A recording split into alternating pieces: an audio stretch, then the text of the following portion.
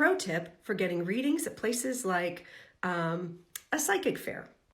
Now, typically I would tell someone, in order to get a really good effective reading, it really is up to the medium or the reader to bring forth evidence, and in theory the spirit guides will address your question directly that you might have without you ever asking.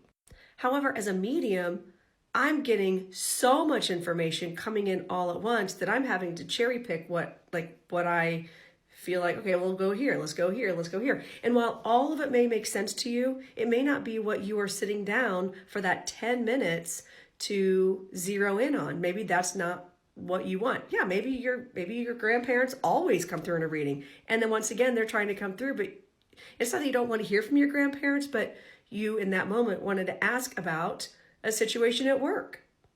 So it's very important that when you got a timer and you've only got 10 minutes, if you're sitting down and paying for a reading, remember it is your reading. So you do have the power and control to say, I do have a question, as a matter of fact, and you can just give them the topic. You don't have to be like, I had this in my job and blah, blah, blah.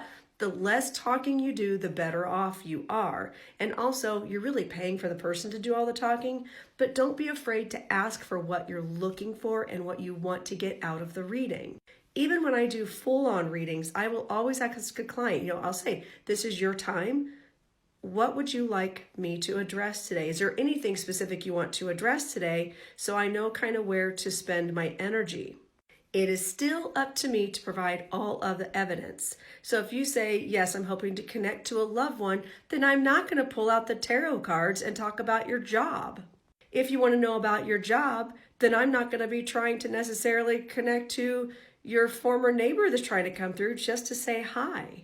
Don't be afraid to ask for what you want. Now, there will be times that when you're getting a reading, loved ones are coming through, and maybe, you know what, maybe they are the ones that are going to be answering the question you want. I hope that makes sense. So you should always be open to the messages, because maybe those loved ones coming through, they're going to answer all the questions that you had. They're going to be delivering the messages, and the medium is giving, the evidence of who they are and, why they would be answering those questions. However, if you wait until the timer goes off to say, well, honestly, all this is valid and everything is great and you did a great job, but we didn't really answer any of the questions I was hoping to sit down and ask.